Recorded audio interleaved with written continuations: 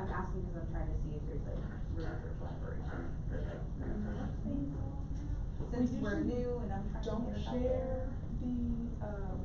the list just because privacy, we try to keep it to the organization, but if you Okay. have, like your organization or something, always share with the email list. Okay. We don't really have, that's a good question though, but we Okay. historically don't share out the list just for privacy. But if you have the contact information, or website to your board, we Yes, always add and it in our they're after maybe meeting. my cards. That's new. That's okay. And tell me your name. Ashley. Pleasure to meet you. What happened? And I'll be alone. So that's the question. We usually just probably serve everything out to you. Because we do monthly meetups. It's on. Cause I sent it something like, also like, how do I do something different? I felt And we it. do usually What's going on, bro? Hello there, sir. Good. Doing well? Yes, very well. Yeah. Yes, we got to meet some. Big dog. I said, oh, so you're Chris Jr., okay. Yeah. Everybody said. Everybody. Everybody. Give me a lot of testosterone in that house. Real post sign on. So we try to switch it up. My ADHD, you know. Been having a good time. I love that.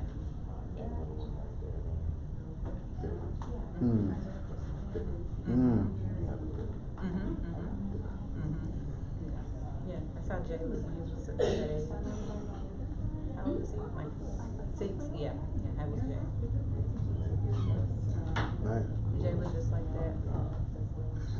We had him in It's football. great. Very well earned. In my eyesight. Yeah, I was like, don't stand up. You stay right there. You stay right there. Don't do that to me. I'm just happy to do that right now.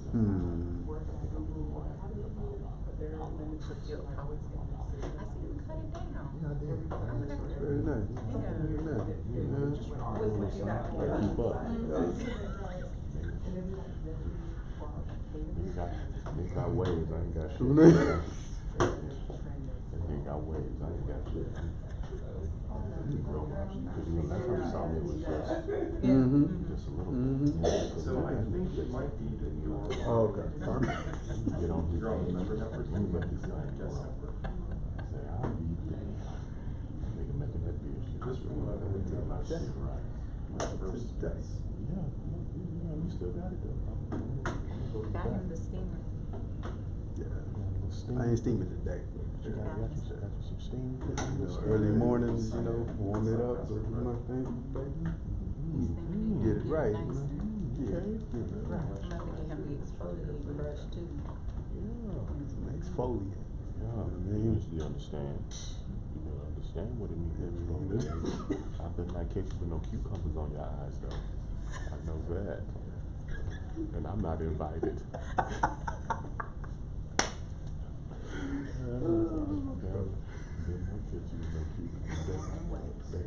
not catching on the ground. Lay back with a towel around his face with cucumbers on his eyes. And I was not invited. I need to be invited. No, he'll be invited. I need to be invited. Yeah, both of us. Exfoliate. Well then, go do it. Well then shit, there it is then. Cause we fathers. We shit. Yeah. Papa. I'm Papa. Papa. Yeah, I was like, not you. Not yet. Not yet. Not yet. One day. But you got two frisky young men that have, so.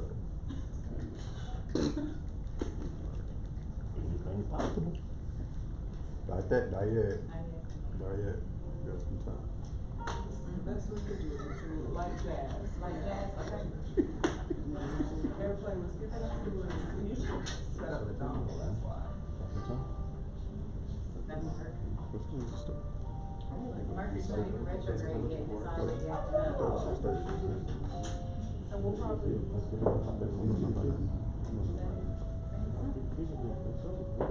Oh, you have the HDMI.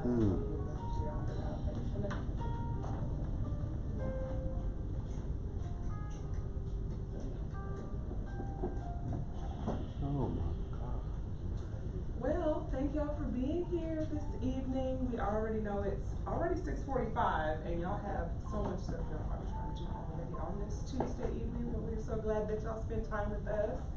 There are some pizzas in the back, so if you are hungry, please go grab some food. Out the door here, there's a water station, so there's cups and water there.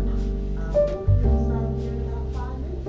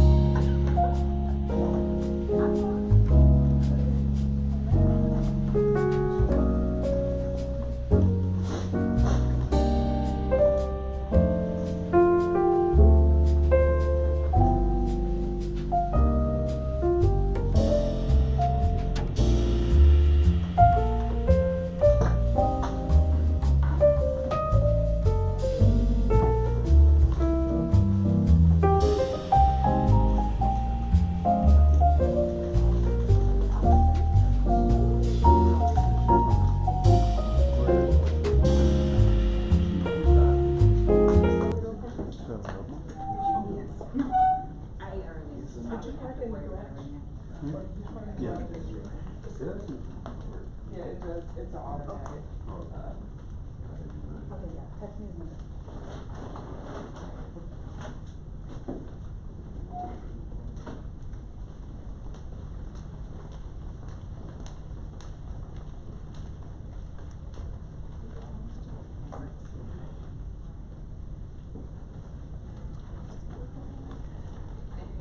You're welcome.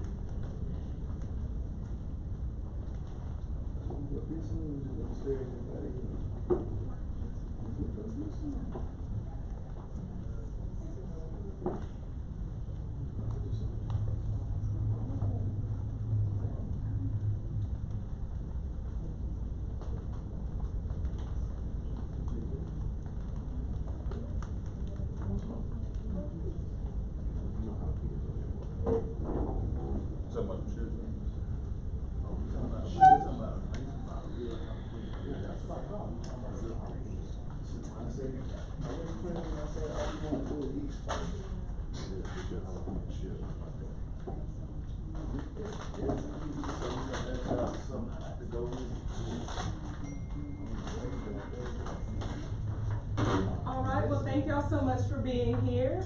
We know you could be anywhere on a Tuesday evening, but you chose to spend your time with us. My name is Maria Brown-Spence. I'm the founder of Hearts2Heal, which is an Austin-based nonprofit that provides resources for those going through bereavement and the intersection of mental health. We have a teletherapy program that provides free to low-cost teletherapy across the state of Texas. We host monthly meetups and our annual Grief and Loss Summit, as well as other activities to process through loss. I'm so happy to have my friend and former board member here, Jasmine Wilson. She is an amazing social worker here in the city doing amazing work with youth. So I will turn it over to her to get started today as our leader host. Thank you, Maria. So a little backstory before I get into all the things. Maria is the first person to give me an opportunity after I got my undergrad, my bachelor's in psychology, and she was my first internship, and then that turned into becoming her VP for a little while, and now we're just here doing this great work in this great city. So yeah, anyway, with all that being said, a little bit about me before we get into our grounding exercise, because I love to open up everything with a little bit of a grounding exercise. Like she mentioned, my name is Jasmine Wilson, and I am an Austinite. So born and raised here in Austin, so my roots and my background is all here, actually from the northeast side. So if y'all know anything about Springdale, that's me. I'm like from the heart of Austin. So A little bit about my history. I do have a bachelor's in psychology. I have my master's in social work from UT Arlington, and I am really like getting in the process. I'm gonna say this and be very transparent, very honest. I am getting in the process and getting in the mindset to actually take that licensing, because as y'all know, it's not created for us, right? That test is not created for us. So that's just another little sidebar. But anyway, tonight we're going to be talking a little bit, but a whole lot about your grief when it comes to you, like caregiving and being a mom, or even a single dad or a dad in any kind of capacity. Even if like you're caring for a parent, right? It could be you caring for anyone. And what happens to us when we are in that position of caring for someone else? What do we do for ourselves, right? So that's kind of like just a little detail about what we're going to be talking about. But before we get into all of that, I'm going to guide us into a little exercise to kind of ground us. So if everyone can either close your eyes, and that's also optional. Make sure your feet are planted on the ground. Find yourself in a very safe and comfortable, secure space. I want you to take a deep breath in, extending your belly, and release through your mouth. We're going to repeat that 2 more times. Inhale through the nose, extending your belly, all the air coming into your lungs, expanding your rib cage, and holding it for a moment, and releasing it through your mouth. Making sure that your stomach is contracting inward, you are pushing all of that air out. And on this last one, I want you to imagine when you're inhaling that you are taking in all of the things that you are concerned about, bringing it all into your belly, all the worries, holding it there, and as you exhale, push it out, push it away from you. And keeping your eyes closed, if that feels safe for you, we're going to move into an exercise called containment. And I like to offer you to continue this exercise even after you leave here today. It's very helpful.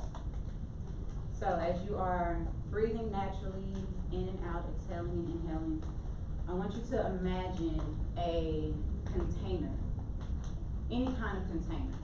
It could be a mason jar, it could be a box, a shoe box, it could be a wicker basket, it could be any kind of container as long as it has a lid. Continue breathing as you imagine or envision this container. Now in this container, I invite you to think of all of the things that you have to take care of, the things that you are worried about, the things that are always on your mind or even just lingering in the back of your mind. Take all of those things one by one and place them in that container.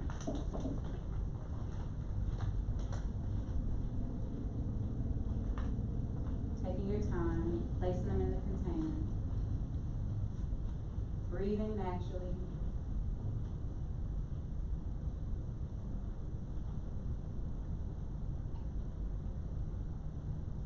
And once you've gotten all the things that you cannot handle right now because you are here, they will be there waiting on you.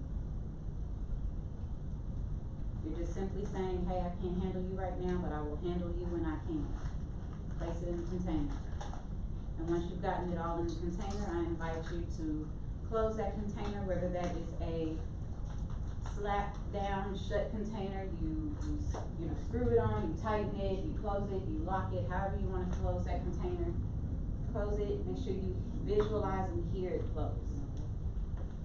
All of your worries, all of your concerns, that long to-do list that you got that might pop up in your head, it's all in that container. And once you got it shut and closed up, I invite you to visualize sending that container somewhere away from you. It could be a faraway place, it could be somewhere near. Just as long as you remember where it's at, so you can go back and retrieve it.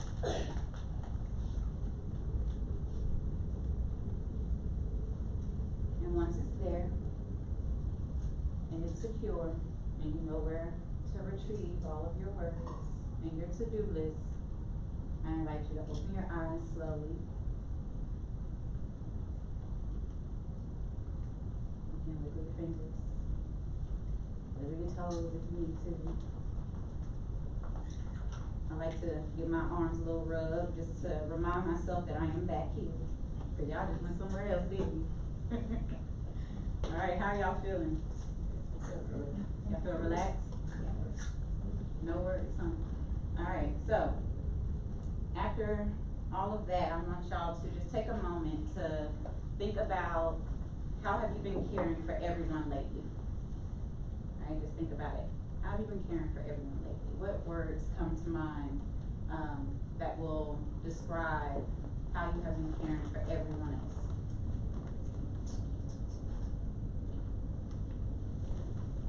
You can say it out loud. Logistics.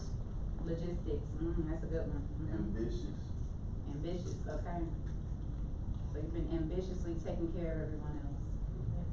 Relentlessly, that's a good one. Patient and empathetic. Anyone else wanna offer?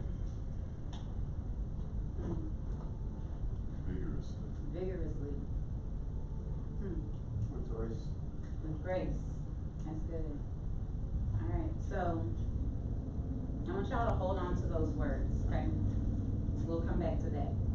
A little bit, I'm gonna give a little story. Here's my story, and why this is a little, I would say this is hard, this is a hard work for me, is taking care of moms and single moms and caregivers in general, just taking care of other people.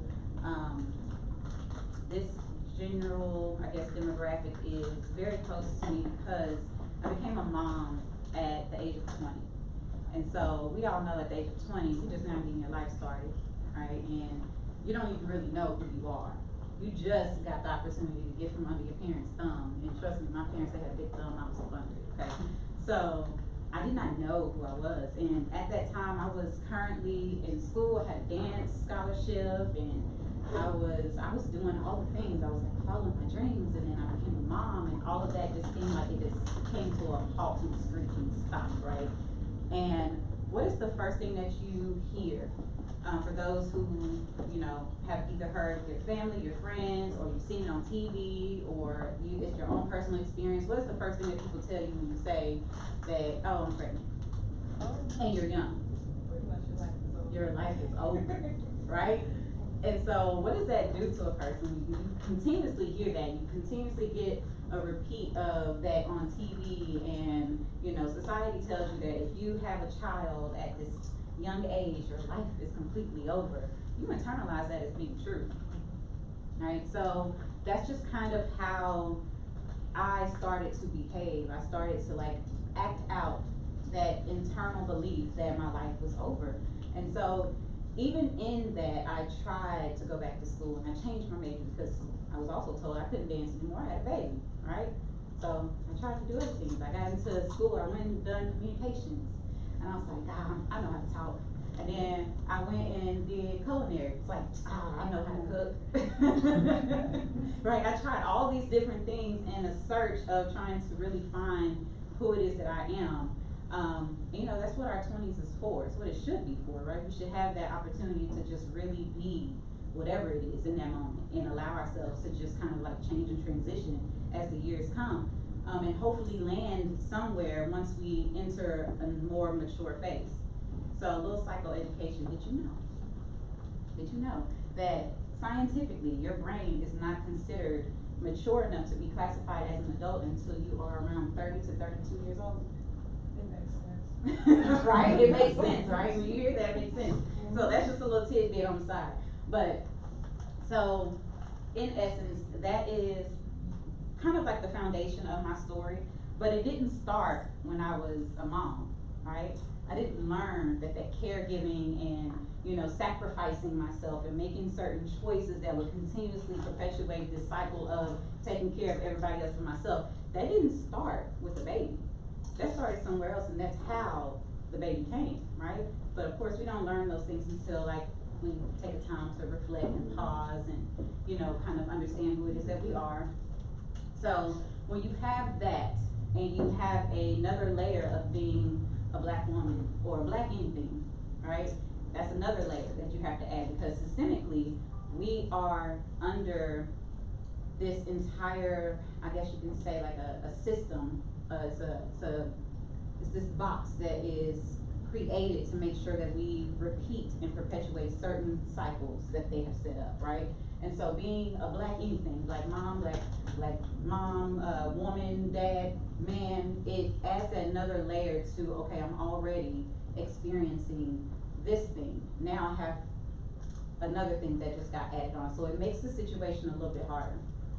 So, another reflection question. Okay, so in those times of me reflecting on, oh, okay, this started when I was a child. My sister calls me butterfly. That's how I actually opened up my letter to get into school for my graduate program. My first sentence was, my big sister calls me butterfly. And I didn't understand that she called me butterfly, not just because it's beautiful, but because it goes through so many transitions in order to become what we classify as beautiful, right? So I learned that even as a young girl, I was taking care of everybody else's emotions and everybody else's feelings and needs and wants and concerns, and I was doing all of that, and I am the second to the youngest child out of all my mom's kids, right? And so that didn't just start and stop in my young childhood. That is a continuous cycle and something that I'm continuously fighting even to this day. And so my sister called me butterfly, and that told me that the transitions that I had to go through also probably required a lot of grueling things, right? Including letting people go, right? Letting certain behaviors go. So here's my reflective question. There were times for myself that I could identify everyone else's needs, right? But I couldn't identify my own. I still have that. I just got asked that on the way here. Is there anything you need? How can I support you? And my question, or my answer to that question is always, I don't know right now, right? And it's not that all the time. I'm getting better at actually like pausing and taking a deep breath and really checking inward to see what that need is. But a lot of the times it's, I don't know, because my mind, right, is always on go mode of taking care of so many other things. So even pushing further than that, there were a lot of times that I could understand and know and sympathize and even empathize with other people's feelings and even identify what other people are feeling, hence being a social worker, almost soon to be therapist, but I could not identify my own. I have a little story for that, I have a story for that. So one of my friends, we were doing a meditation one time, and she asked me, what are you feeling? And I could only respond with thoughts. She was like, those aren't feelings. I was in my head. She was like, you need to get out of your head and into your body. So with that being said, I want to ask you all, has there ever been a time where you are able to identify everyone else's needs while neglecting your own, everyone else's feelings while pushing yours to the side or pushing them way, way, way, way, way down, right? We step on our feelings and we keep moving. So has there ever been a time? How do you navigate that?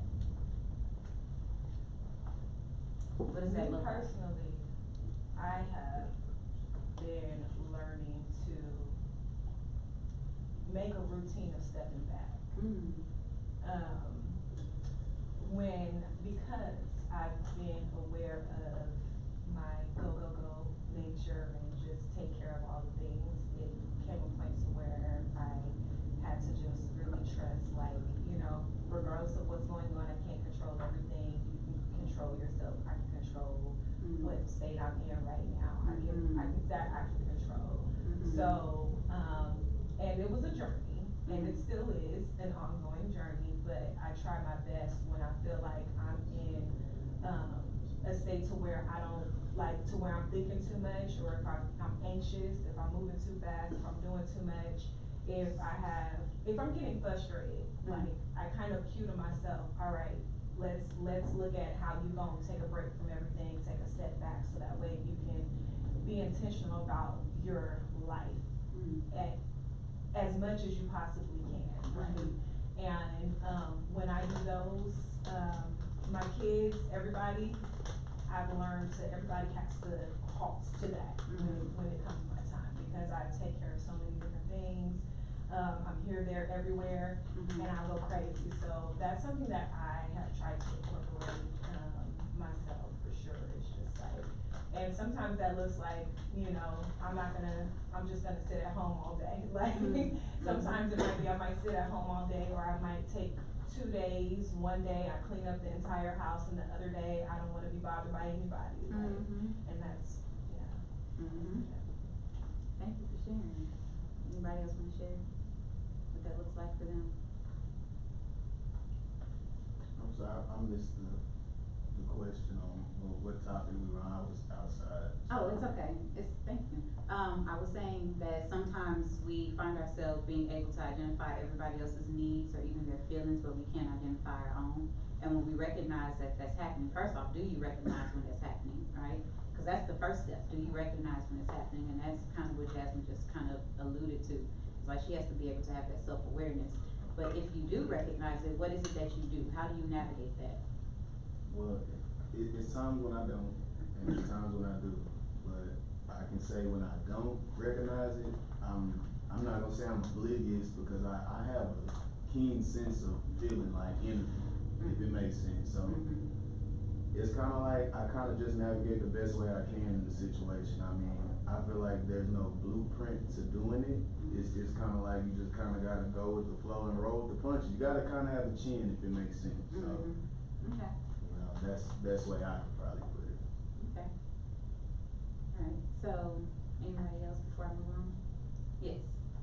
I feel like at 2 different stages of my life when I maybe didn't recognize it as much. Part of it was just hoping that I can get through everybody else's needs, and eventually they'll run out and there'll just be space then. I've been there also. And Eventually then, they won't need you.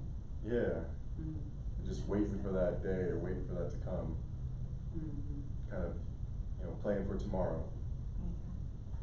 And in other situations, once I feel like I got a little bit of a better handle on it, it's setting boundaries, even just little things, even if it's, I'm gonna take an hour here, Tuesday nights I'm gonna go to a meetup.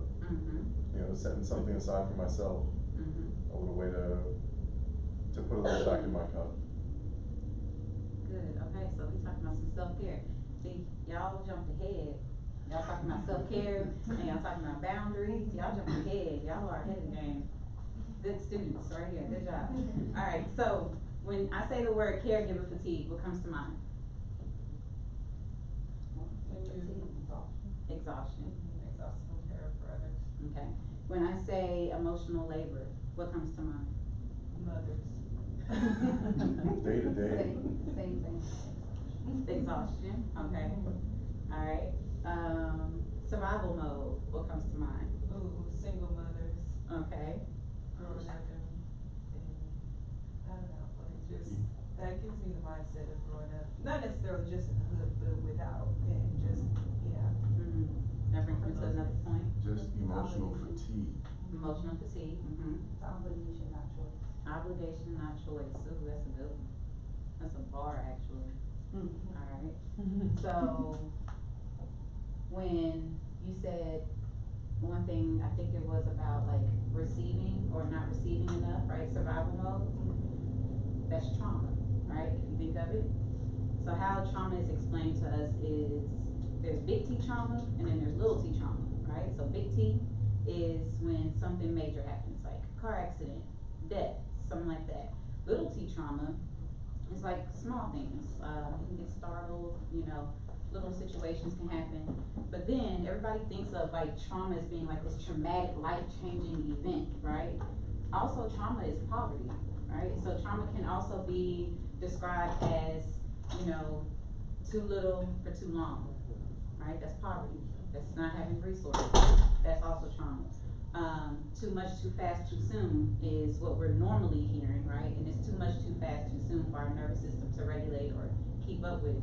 But the other opposite of that is not having enough for a long period of time, and that's also very traumatic. So when you talk about survival mode and we talk about how like, oh, it's, not having enough, what does that look like when you are in the caregiver role? Not having enough of what? Anything. To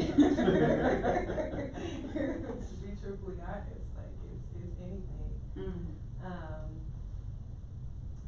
And, I mean, I think that's a strong word, because also, you know, the piece, when I said earlier, the piece that I didn't speak of was me realizing that I was operating in that space. Mhm. You know, I was operating in my traumas, I was operating in scarcity, I was operating in, a poverty mindset, let's put it like that. You know, through my upbringing, and, with that being said, I had to find ways I realized that the only way that I could really help myself is by slowing it down and telling myself something different, like pushing past what I see in my normal life, like from the people who are my family and all of that, the common people that I'm surrounded by, and telling myself a different story. So. Okay, so it's like unlearning and relearning something else. Okay, anybody else wanna offer? Okay, so really quick, we're gonna kind of expand on a couple of things. I'm gonna hand y'all out. You just take a couple and then just pass them back. And I have some pens. Oh, thank you.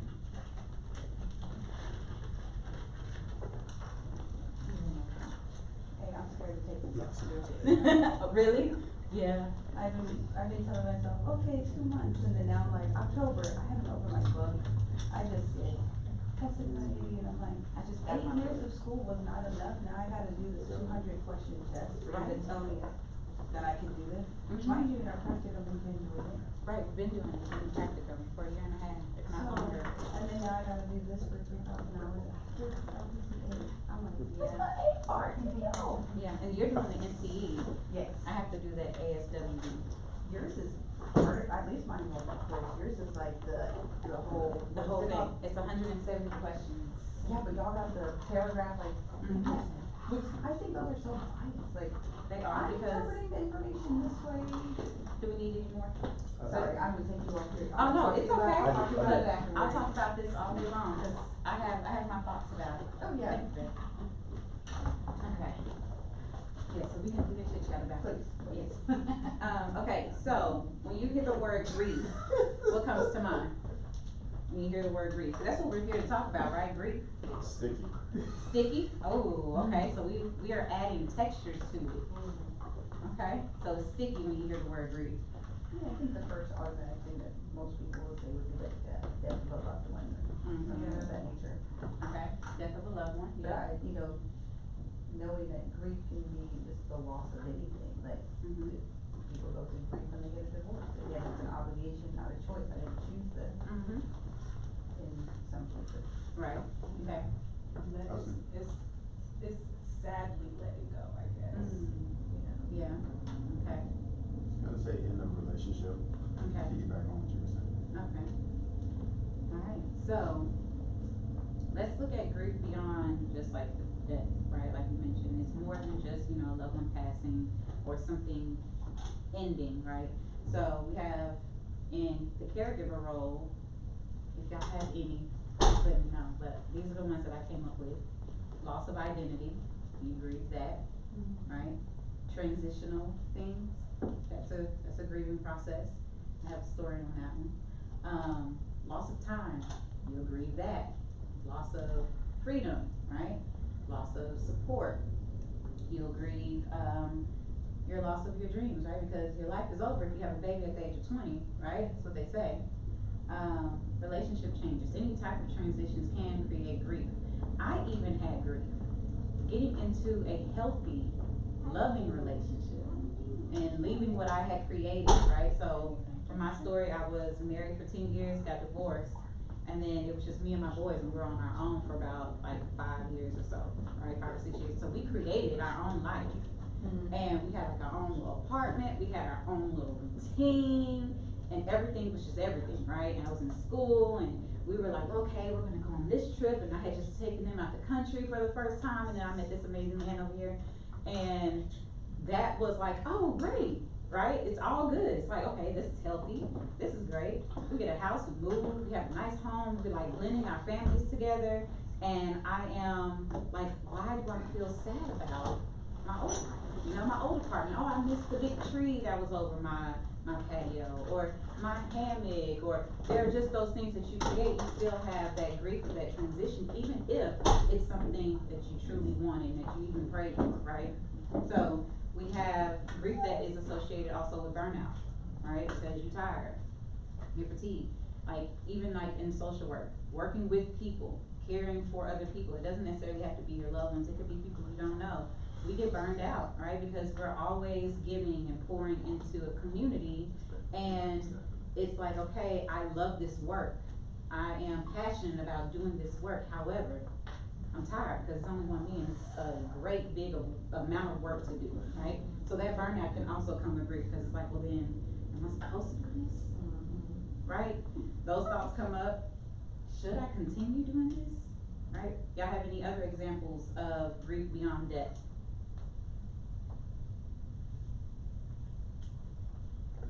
Just change in general, Mm-hmm. right? Like change is by its very nature uncertain. Mm-hmm. And when you go from the security of certainty, even if it's not a good situation necessarily, but it's the devil you know, Mm-hmm. moving into something else is like it can be scary, it can be unnerving, it's uncertain. Mm-hmm. And so there's a lack of like a feeling of safety. And so it might sound kind of silly to say that, oh, like I was safe in this bad situation before, but I knew how to navigate it. Mm-hmm. And entering a new space or a new situation, you just take that feeling away, take that familiarity away. It's kind of like the fear of the unknown can also create that grief, right? For sure, Yeah. that actually, fear of the unknown, that just made me think about something just as a mother, as you know, my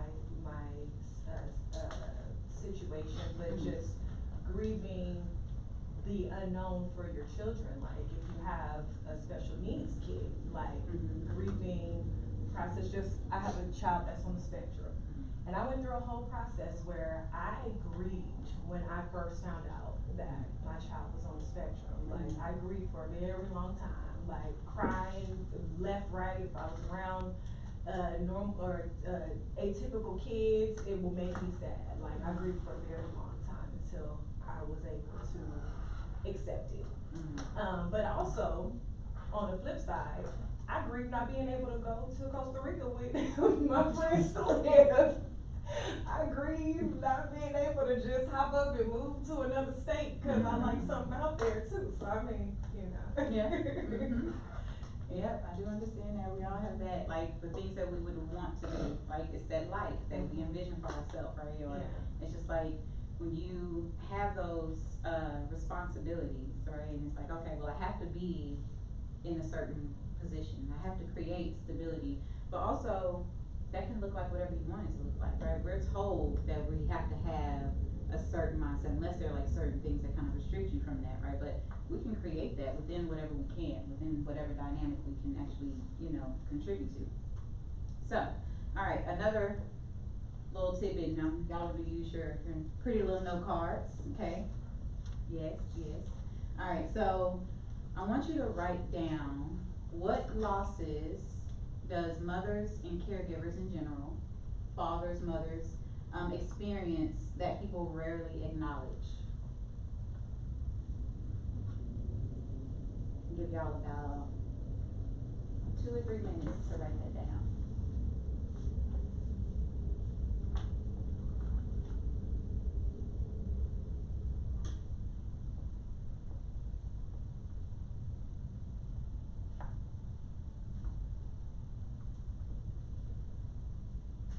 I have a couple more coming because we're gonna be writing.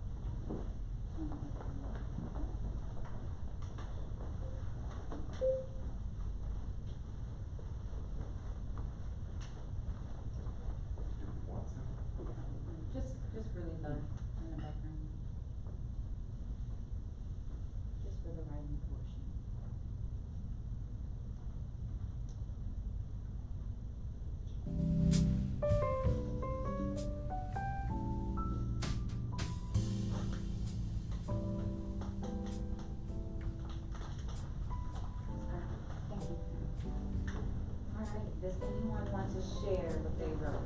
You don't have to option to. I moved back into like single dad time. Okay. And mine was loss of time, identity, self, relationships, career exploration, growth and development, finances, freedom. Yours is similar? Yeah, the only other one was like power, the empowerment that we had before. So like we come to lose our identity, all we see is a hat of whoever we are now. Okay.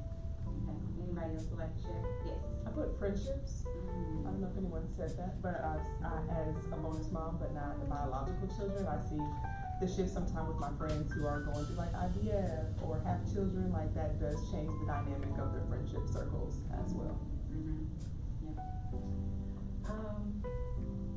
I put time to income sacrificing, like you have to sacrifice and choose sometimes whether it's going to be in your pocket or you gonna create memories kind of thing, or just, time with your family just in general, so.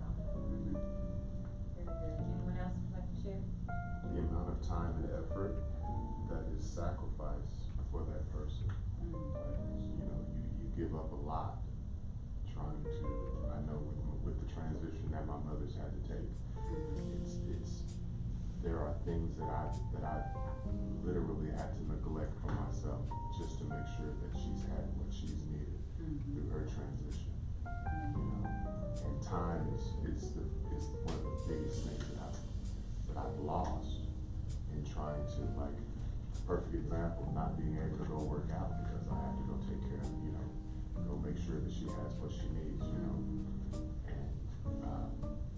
it's sometimes at 91, she doesn't understand the amount of effort that it takes, the amount of time that it has to take, you know what I mean, to be able to do the things that she needs to have done, and then by the time I get off work, by the time I take care of the needs of the household, it's like, it's time for me to go to bed and start my whole day all over again, I think that also says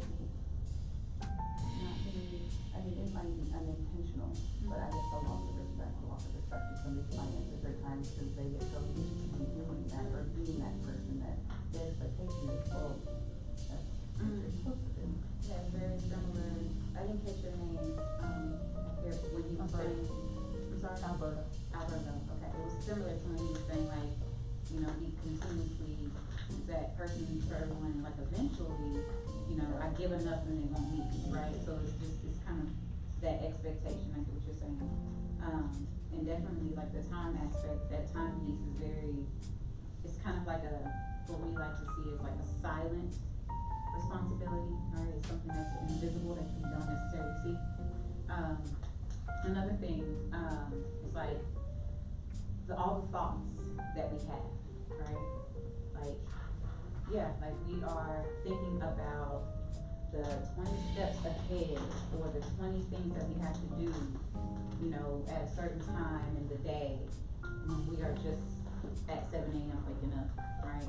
And so even that mental labor, that exhaustion of always planning and putting things together, and that's things that's invisible that no one sees, right? It's like, oh, okay, I know that, for example, I know that, my kid has basketball this day, right? He has a basketball game this day. I know you can relate, Chris. Kid has a basketball game this day, but I also know that I gotta make sure the jersey is clean, gotta make sure, you need some shoes. Oh, okay, I forgot, you gotta go get the physical so we can play. All the different things that no one really sees that goes into that you have to think about, and then you have to think about actually doing those things, right? So that creates another layer of exhaustion and fatigue that is invisible that no one really sees. So, my next question for y'all, so y'all get another sheet of little paper right there, little index card. What are you tired of carrying?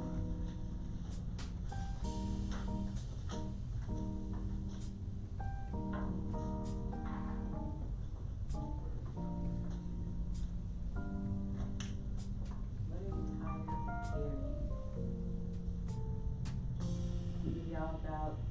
2 to 3 minutes for this.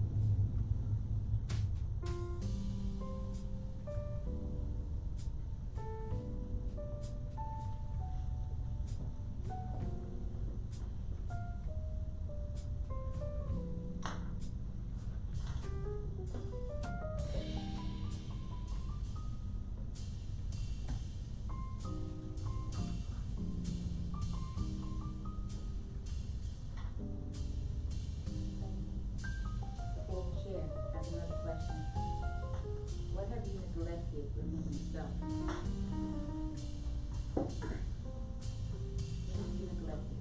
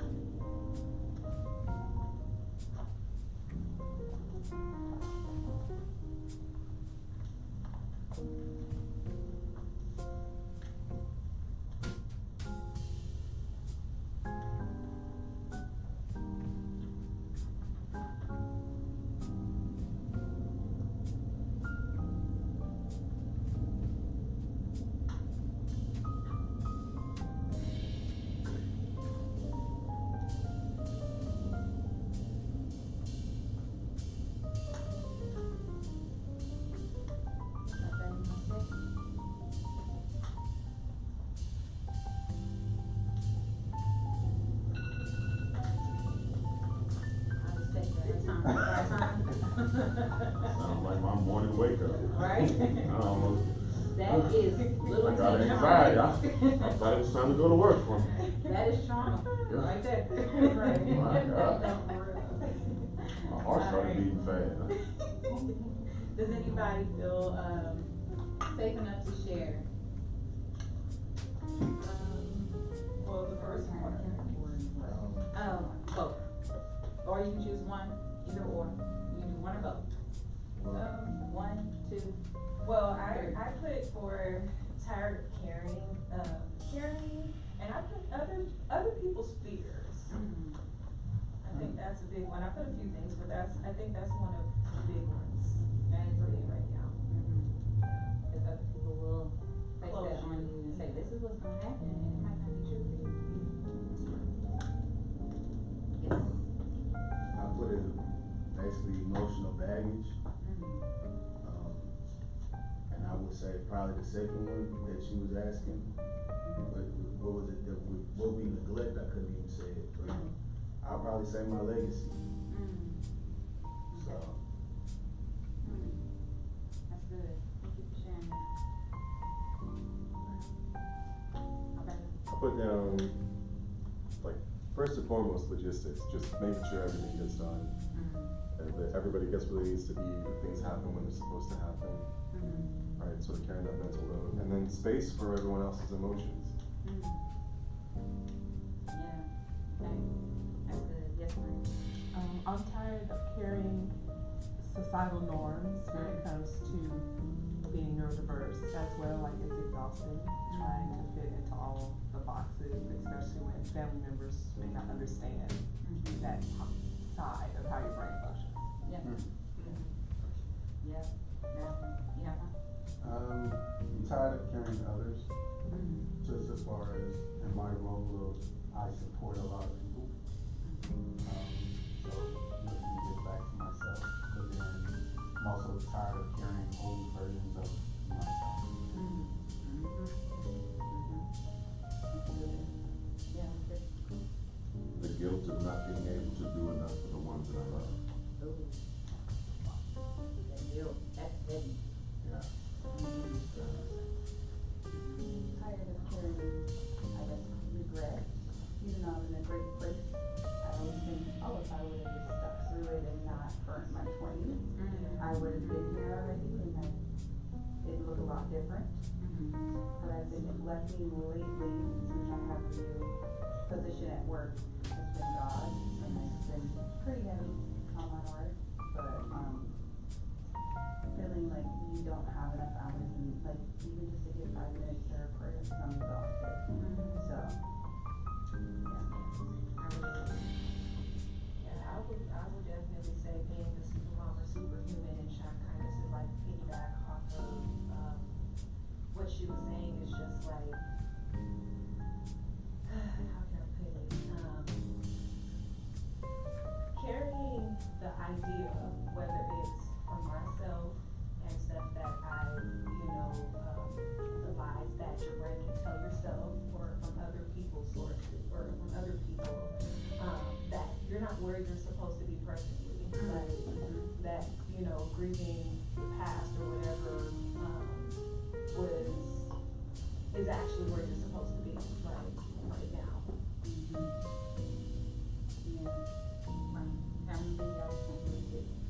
So I do this often with, I hope y'all can see I'm trying to do it. So a lot of the times being a parent or caregiver in any kind of way, we feel like we have control over the situation, right? We have control over what our kids do, how they grow up, and the choices that they make, or, the caregiving of a parent or a loved one, whatever the situation is. Like, we feel like we have control, right? Keisha, I'll look from. So, this is our circle of control, right? What goes in this? This is what we directly have control over.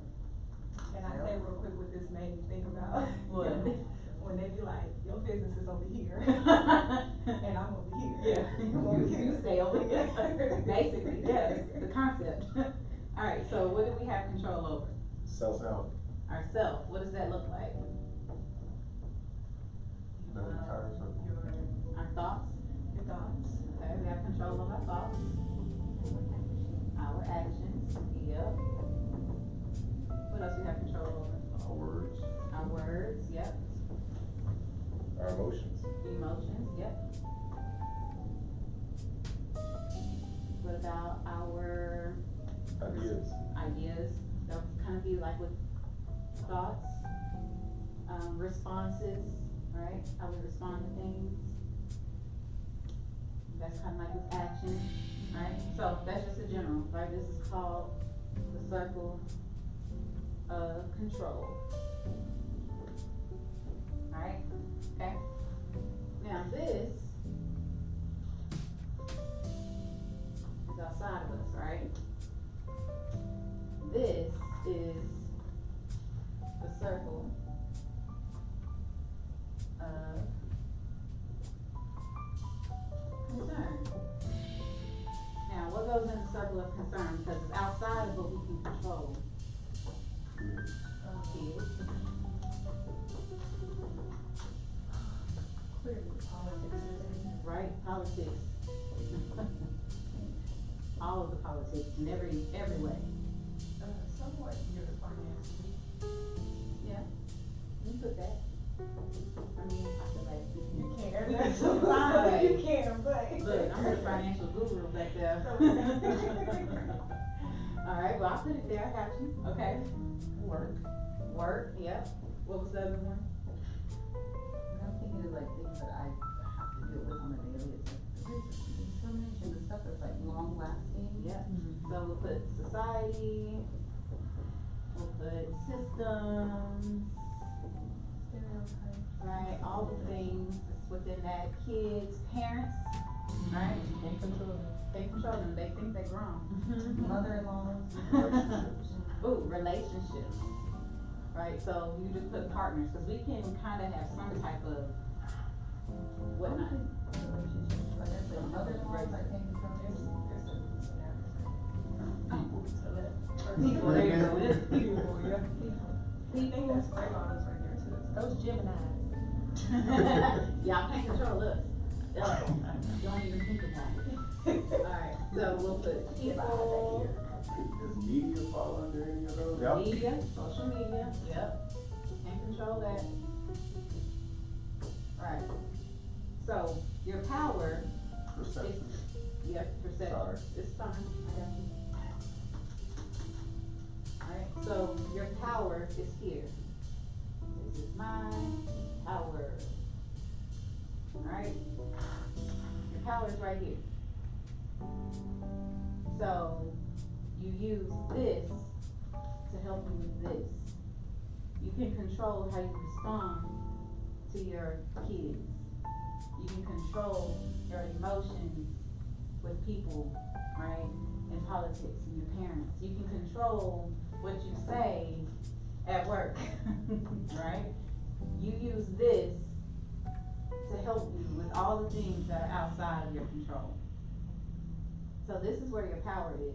And if we just stay centered into this, focusing on who we are and what we directly have control over, we will learn to release a lot of the burdens and worries that we carry, a lot of the concern. But I don't want you to think that it's bad, right, to have concerns. Because why are you concerned about any of this? Cause it matters. Because it matters, because you care, right?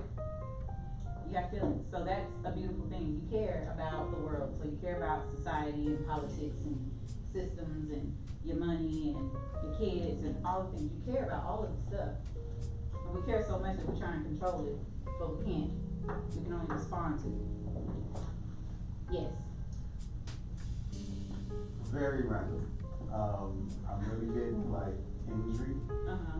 you know, but what I'm seeing right now is an eyeball, and it's saying you can only control what you can see through your lens, and the white part, no one else, you can't see through that. I love your brain. I like where it went, cause I was nervous.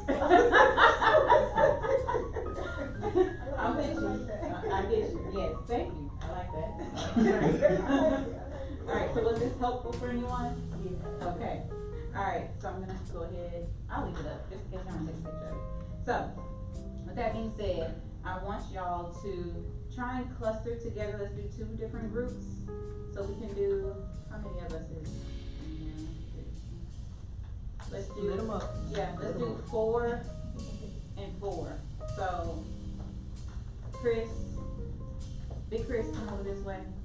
And then y'all 2 with little Chris and Christian. I want y'all to get together. Wait, Wherever y'all wanna meet. This side. We are going to end in about 20 minutes. It ends at 8. Yes, you can. Yes, let me write it down for you.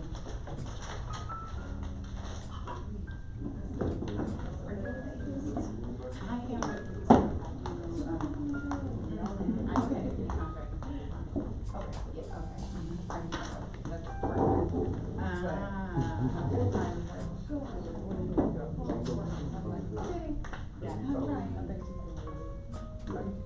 Yeah, I Oh, think you're oh, come on, that's You motivated me, so that I'm you not. like, Yeah, big circle. We can be study Huh? buddies. You want me to get in there? Yeah. You were gonna do it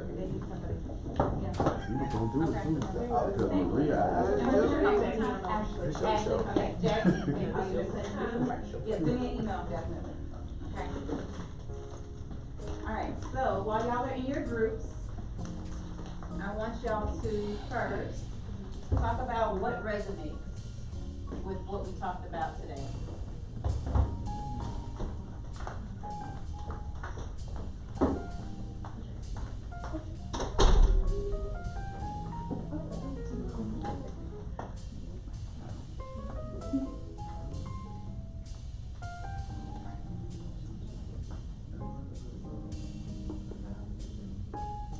Love the way you process information. Thank you.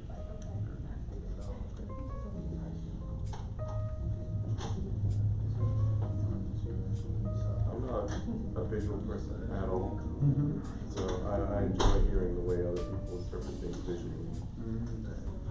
Like when I close my eyes, I see nothing. Yeah. Just go. It's just darkness.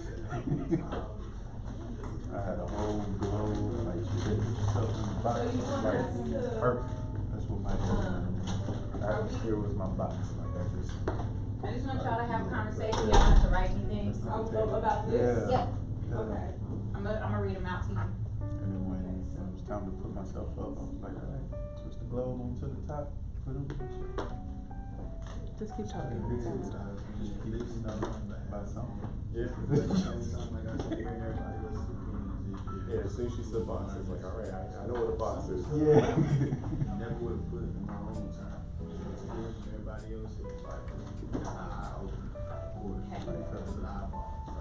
The eyeball got y'all. Alright, so first one, what resonates with y'all tonight? The second one to discuss is what invisible burden are you currently carrying? And the third one is what does caring for yourself in this season look like? I'll give y'all until about 7:50. We are at 7:43.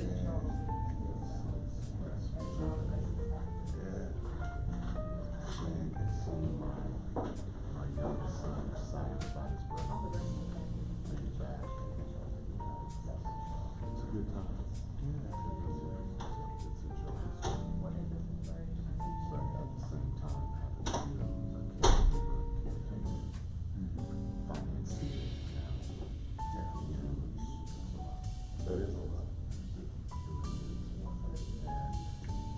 My mother did not. She didn't leave a roadmap. My father left a roadmap when he passed. My mother didn't follow the roadmap. Instead of being on asphalt, we're on the road. So it's like trying to navigate what she's done and how she's done it. To be able to make sure that she has what she knows.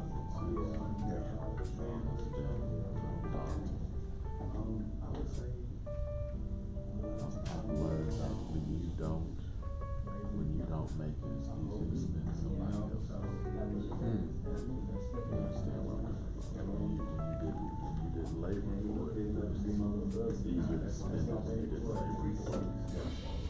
My father took care of my mother. My father took care of all of us. Financial literacy is something That's kind of what I'm getting at. So basically, was lacking. And trying to figure out, trying to navigate the care that she needs, the finances that she does. It's not so much challenge, it's just how long is this gonna sustain? You know what I'm saying? How long are you gonna be able to afford what you need? Because of the lack of literacy you put towards the finances. She was very free with the finances. My father gave her the money that he had. The house is still standing, but the money's gone. You know, I don't want to look up and put myself in debt to be able to cover, you know what I'm saying? That's how I'm scot free. It's clear. Yeah. You know, I don't owe anybody a tax. Okay.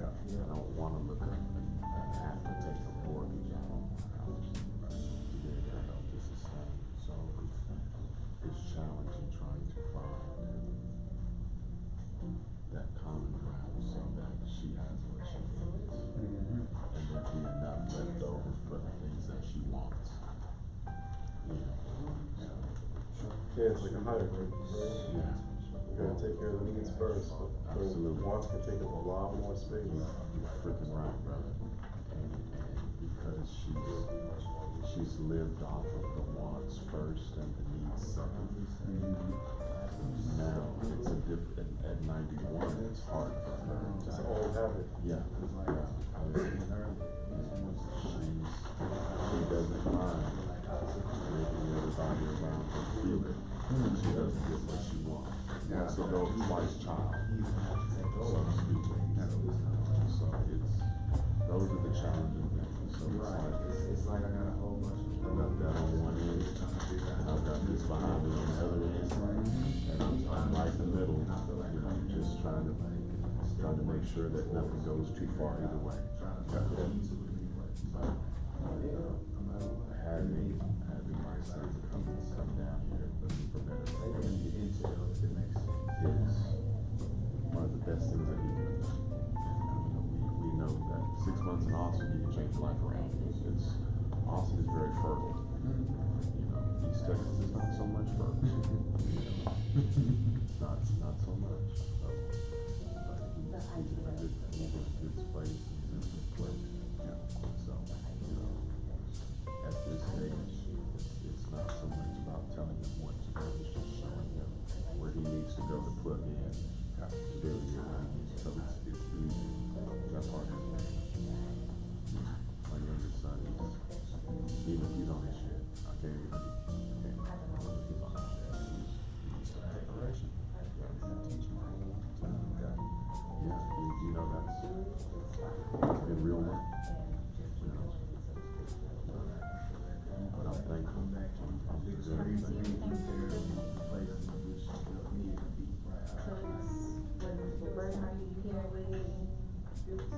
What does the fear or your substances look like? What invisible burden am I carrying?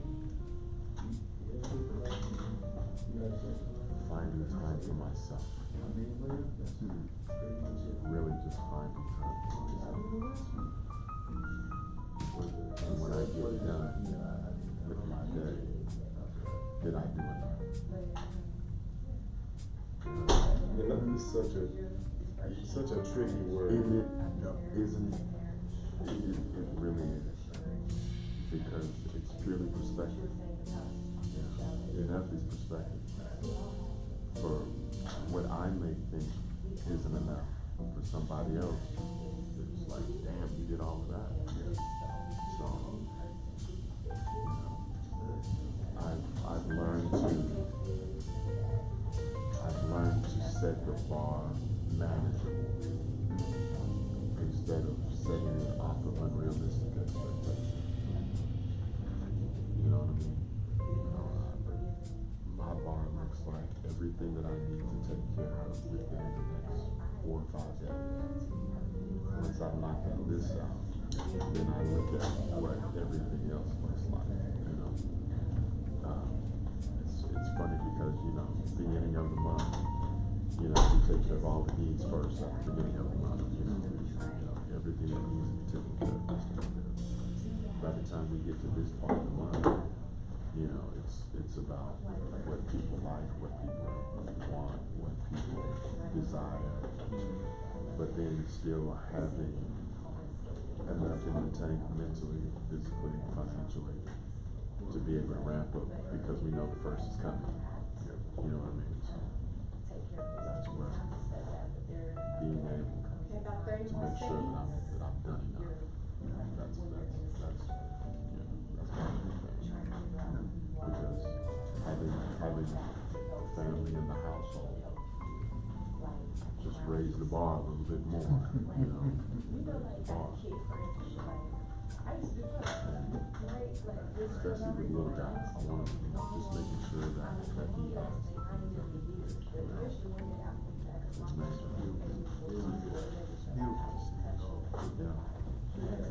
It's been 11 years in the making. Okay, alright, have some good conversations? Of course. Good. Alright, does anybody want to share as a group anything that y'all discussed regarding any other questions?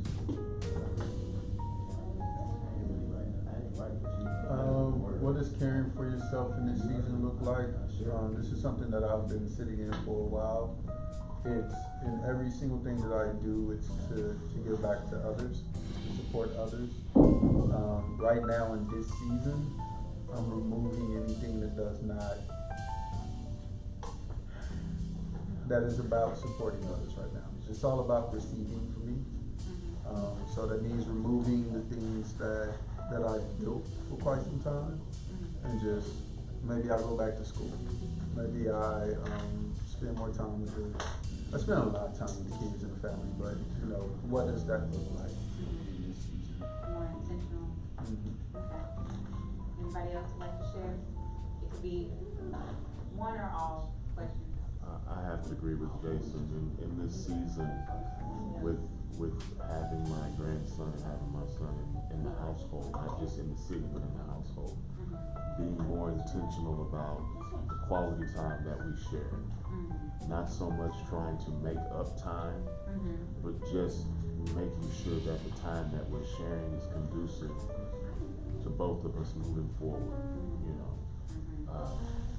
and then at the same time, still maintaining the relationship with my other son, making sure that as he starts his navigational journey at 18, getting ready to be 19, that he knows that his support system is firmly in place, so that as he makes his choices, if he's not sure, he knows that he can come to somebody and talk, because he knows that person has walked it already,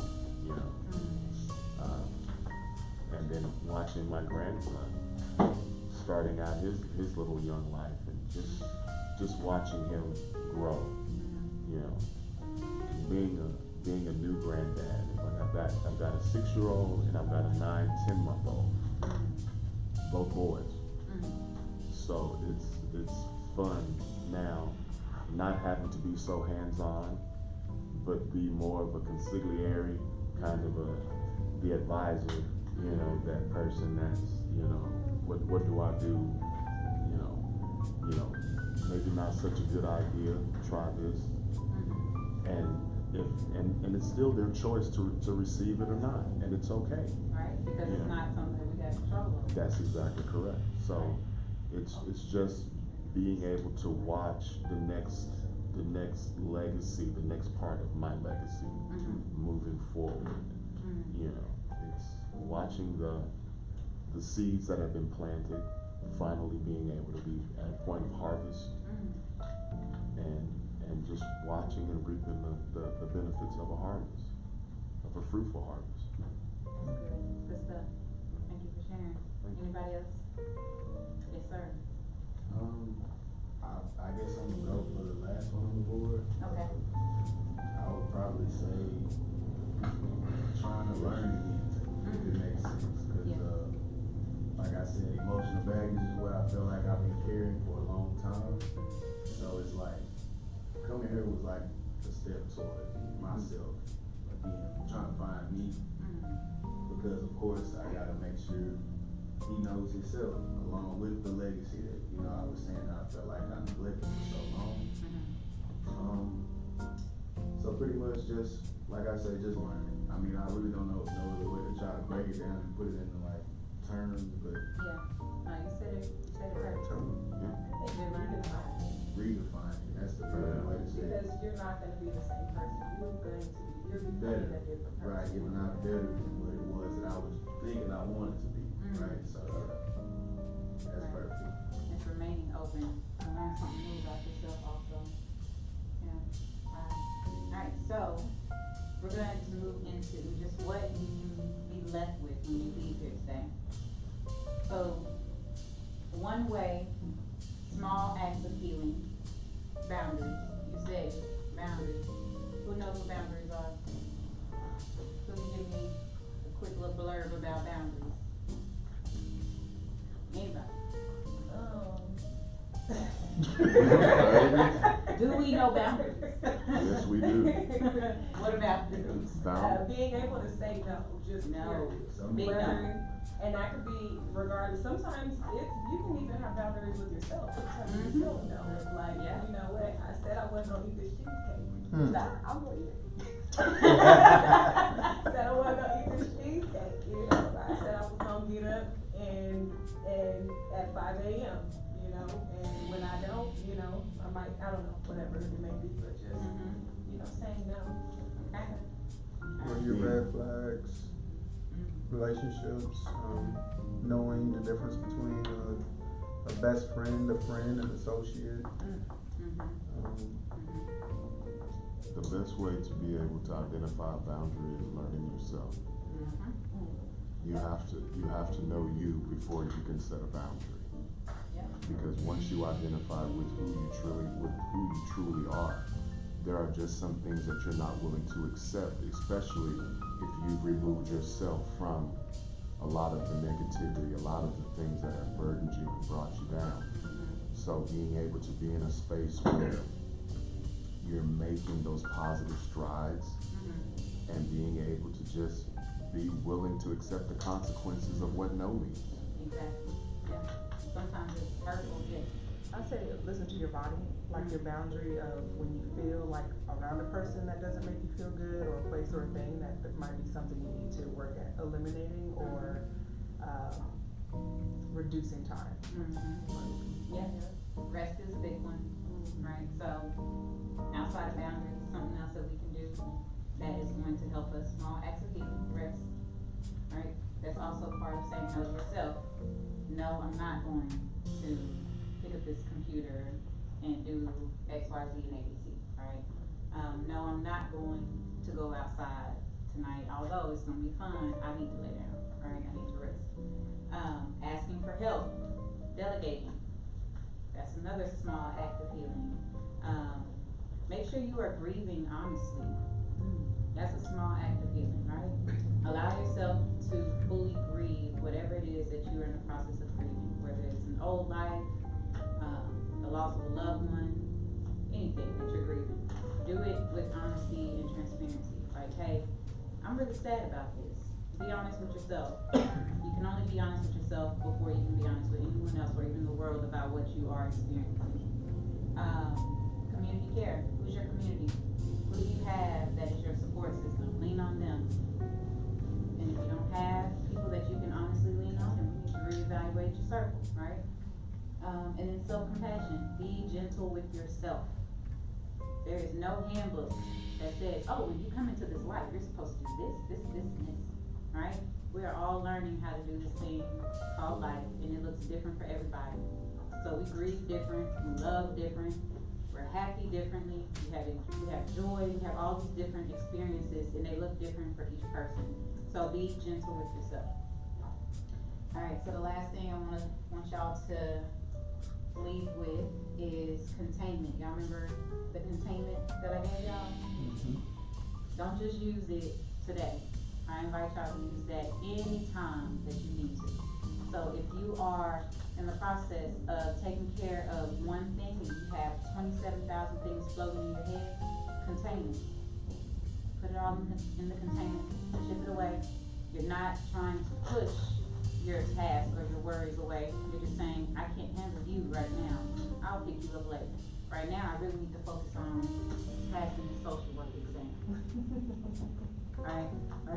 Right now, I really need to focus on being present with my little babies and helping them with their homework. I will worry about the to-do list. I will worry about the work or whatever it is. Use it. Use that containment. It's going to help you a whole lot. Okay. So it's 8:01. I took a minute of y'all time. I appreciate y'all. Thank you so much for listening to me. Just have a little self-care token to say thank you so much for being here this evening. I like scrubs. So everyone, again, let's give Jasmine Wilson a big round of applause. Thank you all for your time. We're so grateful to have her in this space, and I hope that I know you took away something this evening. So again, we're grateful and we have a hand. I just want to say I appreciate the lesson. Of course. It really helped. That's all I need to do, thank you. Yes, ma'am. We'll be here next month, the fourth Tuesday. Our next session will be with Lily Shepherd, how to move grief through your body. So she'll be doing a workshop and then also a dance and movement exercise. So that'll be the fourth Tuesday, here again on the 16th floor. Thank you. Thank y'all. That's you. Ron said that he wanted to see if we can all get together and just golf and have it out Excuse me, there. can we get a group picture with Jasmine, if you oblige us? I don't golf, but I mean, I don't either. I suck. I found out the other day. I'm listening.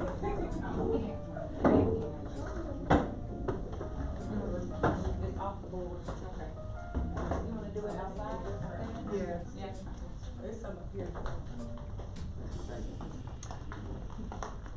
Do you need a pin, Brad? Nope. Oh, are we taking the picture? Yeah, We're in the back or where we taking? We're gonna take it in the front, actually, one side.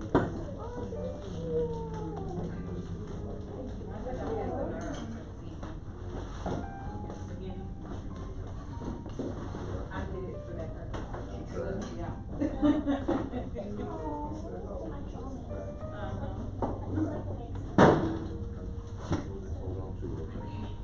Oh, this is by you. Oh, girl, yes. Yes, indeed. Hi. No, we're going out there. Oh, no, you're okay. It's all good. You're good. Give me a five. Thank you so much for all Thank you your for the work. apology. Is your name on that list? Yeah. Is your name on that list with, like, Those things signers? Oh, happen to, at 6. Well, you need some information? Yeah, I think so. Absolutely. Some people Yeah, have I learned the race for the small and I ones. tell her all the time, those are the people that are like. So make sure that the pizza and the sugar that got to the house. That is.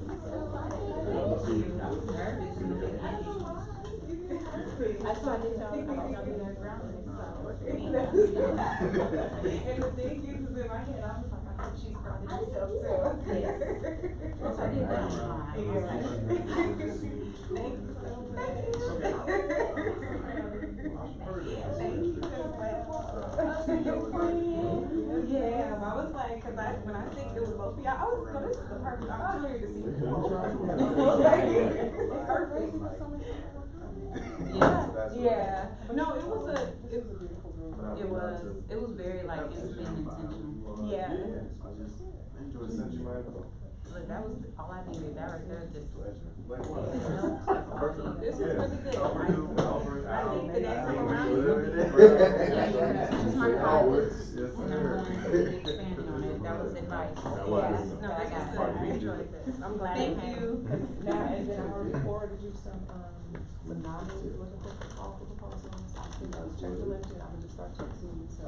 Yeah. Facilitation, thank you. Going like this to the shit. You got it, see? She's been too bad. Yeah, she's trying to push me out to the forefront, not behind the scenes. She gotta get back on, but the real. I carry lots of stuff now. Oh, it's still out. Okay, we'll go on here and take a picture Oh, what real was quick. it from this? I think so. Mhm. Oh, You that's can hear it, cause I was, Yeah. let's checked it when I was. Yeah, this mic, that camera. I saw That's it. fun. Yep, I know, right? That's fun, oh, Talking wow. them too, so. Okay. There'll Yeah, be do like some more, content? yeah. Okay. To Awesome. give people an idea too of the topics and things, just, Okay. you know. I love that. You got all Do that. you need more chips? Okay. Is this traction? Yeah, just throw it on top. Get on now. Oh, likewise, my man. This ain't Nice our last meeting day. y'all. No. Oh, we gonna take a picture. Yeah, we gotta take a photo. I get my, That's an NIL deal right there. Big facts, we done it. Big facts. Juicy That's mine. I got some bad. You hear that? There's right here. Is that break block? No, No, it's just called, I don't know what you wanna call it. Yeah, I got everything, that's the bag for the.